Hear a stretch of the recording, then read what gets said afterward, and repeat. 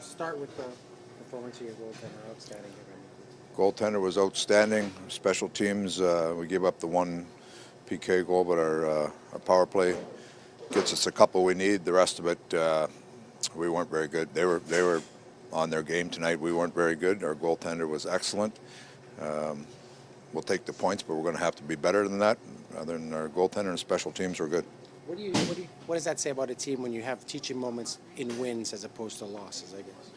Well, you like the points. That's what I told the guys. I like the points. We'll take the points all day, but there is some real learning, some stuff we can take out of that game, just how hard it's going to be. And they came in, we come out of that game last night, everybody's feeling good. You score 5 goals in the third period, you come in, you just say, hey, let's go. But they came in with a purpose. They came in with a hard purpose to check and put pucks behind us and come after us, and we didn't handle it very well, right? Say about your team that you're able to pull out 2 points in a game like this where you're clearly not, your best effort? Well, you do what you have to do to try to get points, no matter whether you're playing well or not playing well, and it speaks volumes for the goaltender and the special teams. But 5-on-5, we weren't nearly as good as we needed to be, and some of that is you're a tired team coming in, and they're really playing well. But that being said, there's some things that we could do to help our game out, and those are things we'll address moving forward. You got a defensive zone face-off with 11 seconds to go in regulation. You keep your timeout in your pocket. Was that just one of those hunches that you might get something in overtime? You might get something, and we might need it in overtime, and we took it. We needed it for the 4-on-3. Yeah.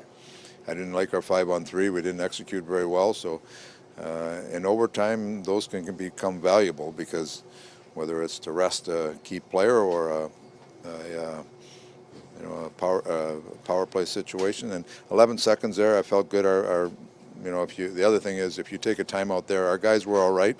If you take a timeout there, then they rest their line that had been out there, and they throw their big guys back out. So that's one you have to take a calculated risk. And fortunately, it worked out for us because we used the timeout in overtime. 4 forwards on the 4-on-3 in overtime. Yeah, with Clef not here, we just might as well throw caution to the wind, and away you go, right?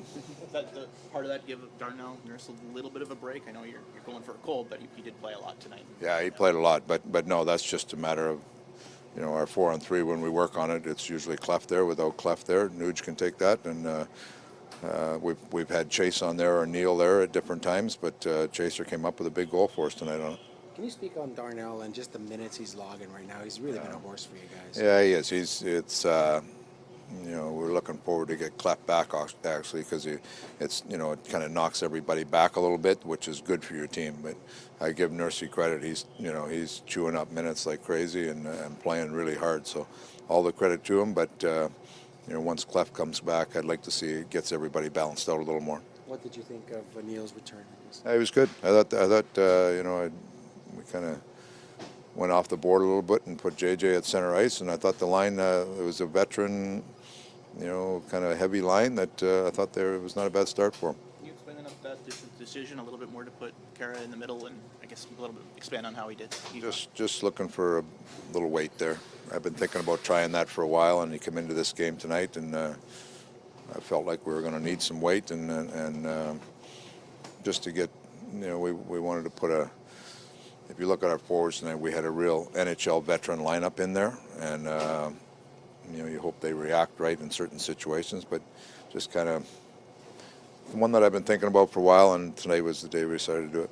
Chason said he was the distraction on the 4-on-3, but you like him in that spot, that net front presence. Right around the net, him and Neil have both done a real good job for us, but it's great to see them get rewarded because there's a lot of work that gets put in around that net, and sometimes when the shot goes in from farther out, those guys don't get the credit they deserve for being around the net. So it's good to see him. We got a bounce there, and he steps in and he buried it. Good for him. Just to go back to Kara, do you see him being valuable as a penalty killer that helps keep him in the lineup and give him a spot? Yeah, no, he's a valuable penalty killer for us. So we'll see. It's just you're always trying to expand people and maximize what they can do. So we'll keep tinkering around. We've got some good depth now that we can. We can show some different looks in our lineup. Today we wanted a little veteran and heavier lineup, and some of the results 5-on-5 were mixed, but I thought that line was pretty solid. And 2 stick penalties to Athanasiou. How did you maybe view One was a poor call. One was a soft call. The other one was a call. But that's the other thing.